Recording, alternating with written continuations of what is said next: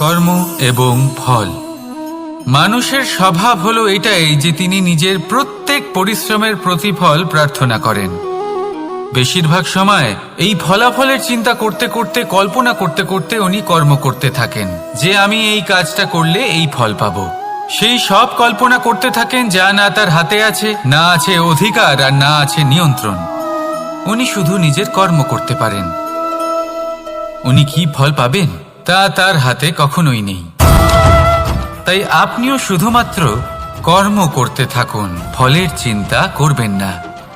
মনে রাখবেন, শিকড় এবং শাখা যেভাবে একে অপরের সাথে জড়িয়ে, সেইভাবেই একে অপরের সাথে জড়িয়ে কর্ম এবং ফল।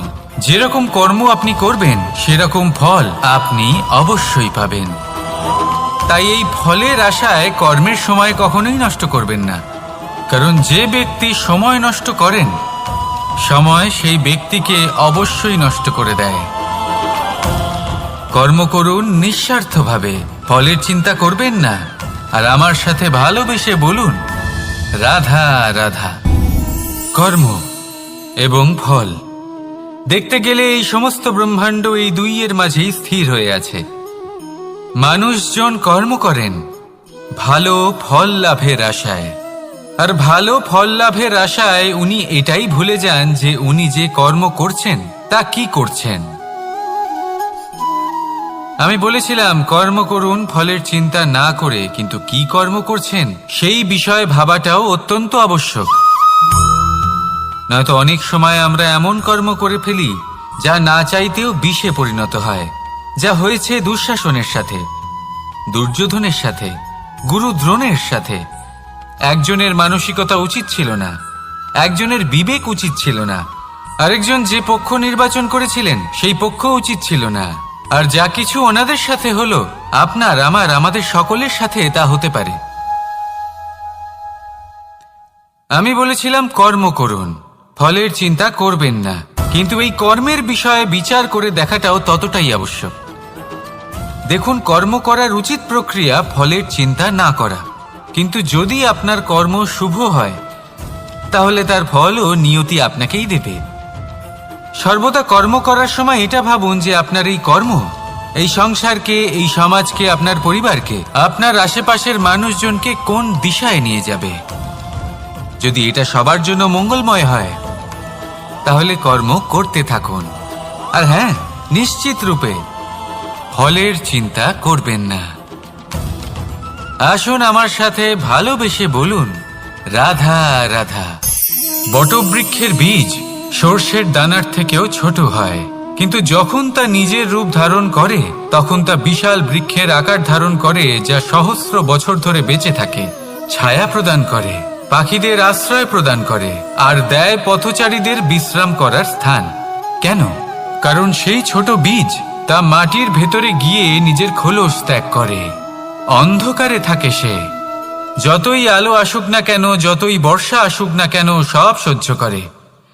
আর তারপরে একটা চারা গাছ অঙ্কুরিত হয়, তারপর ধীর গতিতে একটা বিশাল বৃক্ষতে পরিণত হয়। দেখুন, জীবনে কঠিন সময় আসে, এই জন্য নয় যে আপনি হার মেনে নেবেন, এই জন্য আসে যাতে আপনি ভবিষ্যৎ নির্মাণের জন্য নিজেকে তৈরি করতে পারেন। যদি কঠিন সময়ে আপনি ওই বীজের মতো দৃঢ় হয়ে থাকতে পারেন, তাহলে আপনিও একদিন সেই বিশাল বৃক্ষের মতো নিজের অস্তিত্ব গড়ে তুলতে পারবেন, যা সহস্র বছর পর্যন্ত মনে রাখা হবে। আসুন আমার সাথে ভালোবেসে বলুন রাধা রাধা। এই ব্রহ্মাণ্ড কত বৃহৎ, তাই না? যার সম্মুখে এই পৃথিবীকেও একটা বিন্দুর মতো মনে হয়।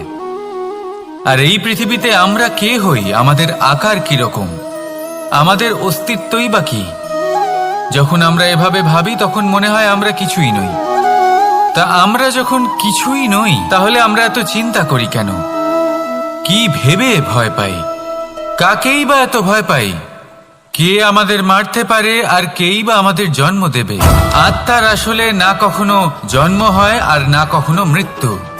আত্মা শুধুই শরীর বদল করে।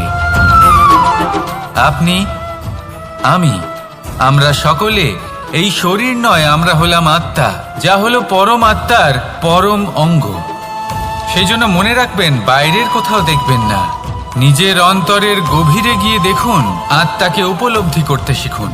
ক্লেশ, ভয়, চিন্তা, এই সব কিছুর থেকে নিজেকে দূরে রাখুন, তাহলেই উপলব্ধি করতে পারবেন পরমাত্মাকে। তাহলে আসুন আমার সাথে ভালোবেসে বলুন, রাধা রাধা।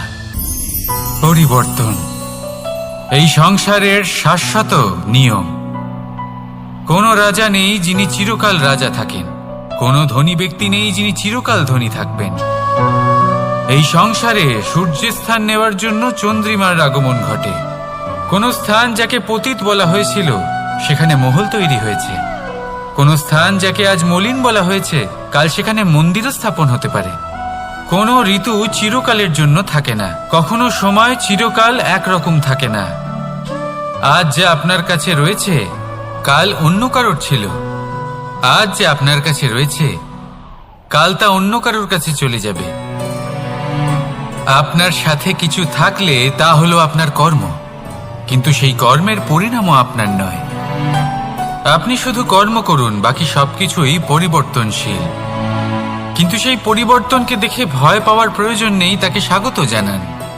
যদি আপনি হাসি মুখে সেই পরিবর্তনকে স্বাগত জানান, তাহলে এই পরিবর্তনও হাসি মুখে আপনার সাথে থাকবে। আসুন আমার সাথে ভালোবেসে বলুন, রাধা রাধা। সঞ্চয়। মানুষের যখন থেকে বোধবুদ্ধি হয় সঞ্চয় করতে আরম্ভ করে দেন। সঞ্চয় করতে থাকেন ভোজনের, সঞ্চয় অর্থের, সঞ্চয় শক্তির।